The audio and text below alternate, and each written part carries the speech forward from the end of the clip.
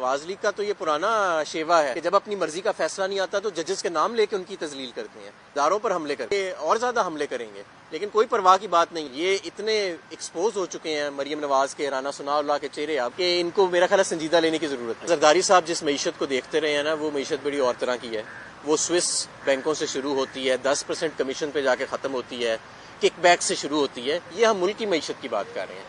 ہو سکتا ہے زرداری صاحب اپنی جوانی میں بار بار دیوالیہ ہوئے ہوں اور پھر بار بار حکومت میں آ کے ان کی معیشت دوبارہ کھڑی ہو گئی ہو، لیکن پاکستان جیسا ملک اگر خدا نخواستہ دیوالیہ ہوگا تو میں بیان نہیں کر سکتا کہ یہاں پہ کیا افراتفری ہوتا ہے۔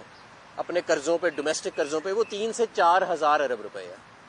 یہ جو انہوں نے ایک ابھی میرا خیال لیپ ٹاپ پروگرام شروع کیا کہ کون سا، وہ 150 ارب روپے کا ہے۔ الیکشن کے لیے کتنی رقم چاہیے؟ 10 سے 30 ارب روپے۔ تو یہ ان کا جھوٹ ہے، پیسے بھی موجود ہیں، اور 10 سے 30 ارب روپے استحکام کے لیے کوئی بڑی قیمت نہیں ہے۔ اس وقت جو مین مسئلہ آپ کا وہ عدم استحکام ہے، اور 10 سے 30 ارب روپے خرچ کر کے الیکشن کرا کے، جو کہ کوئی مسئلہ نہیں۔ میں نے آپ کو بتایا اس سال سالانہ ہمارا 20,000 ارب روپے خرچہ آئے گا، پورا صوبوں کا اور وفاق کا۔ تو یہ کہہ رہے ہیں ہمارے پاس 10 سے 30 ارب روپے نہیں ہیں۔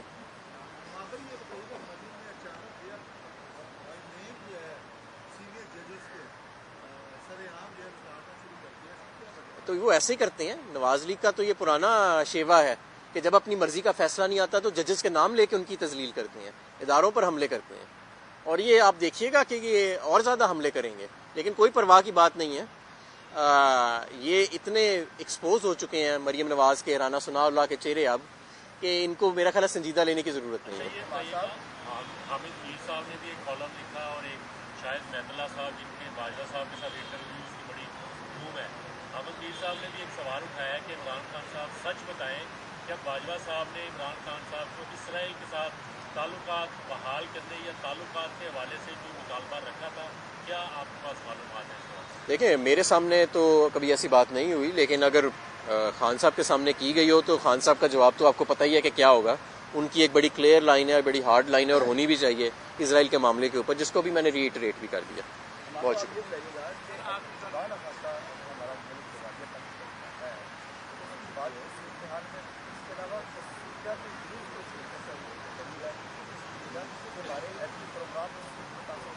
نہیں دیکھیں، یہ کیونکہ معاشی معاملہ ہے، اس کا ایٹمی پروگرام کے ساتھ تو انشاءاللہ تعلق کوئی نہیں ہوگا، لیکن یہ ضرور ہوتا ہے کہ جب آپ معاشی طور پہ دیوالیہ ہو جاتے ہیں تو پھر آپ کی بارگیننگ پوزیشنز جو ہیں وہ ویک ہو جاتی ہیں، اور نیشنل سیکیورٹی مختلف اقسام کی ہوتی ہے۔ سب سے بڑی سیکیورٹی آج کل اکنامک سیکیورٹی ہوتی ہے۔ اگر وہ آپ سے چھن جائے تو پھر آپ کے پاس کوئی سیکیورٹی، ظاہر ہے اگر آپ تیل خریدنے کے آپ کے پاس پیسے نہ رہیں تو آپ نے کیا ہی کر لینا ہے، کیا ہی اپنا دفاع کر لینا ہے۔ لیکن میں آپ کو ایک بات یہ ضرور بتاؤں کہ اس وقت امپورٹس کو مصنوعی طور پہ روک کے ڈیفالٹ کو روکا گیا ہے۔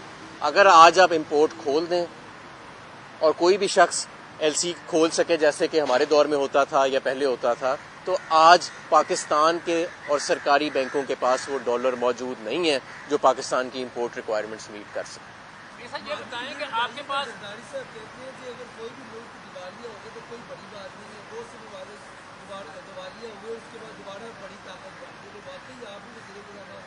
نہیں، اصل میں زرداری صاحب جس معیشت کو دیکھتے رہے ہیں نا، وہ معیشت بڑی اور طرح کی ہے۔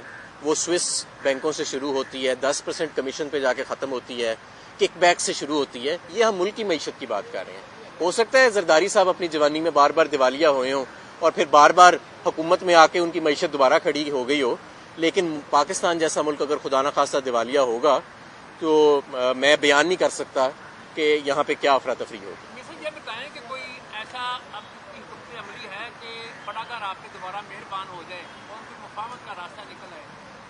دیکھیں، آئین اور قانون جو ہے اگر اس کی پاسداری ہو جائے، اور آئین اور قانون کے مطابق جو الیکشن کی ٹائم لائنز دی گئی ہیں اگر ان کو فالو کر لیا جائے تو پھر مفاہمت ہی مفاہمت ہے، پھر استحکام ہی استحکام ہے۔ ہماری کیا ڈیمانڈ ہے؟ ہماری وہی ڈیمانڈ ہے جو باقی ساری قوم کی ڈیمانڈ ہے۔ تو میں سمجھتا ہوں کہ آئین اور قانون کی پاسداری ہوئے، یہ کوئی ناجائز مطالبہ نہیں ہے میرا، اور اس کو زیادتی نہیں سمجھا جائے گا۔ Thank you.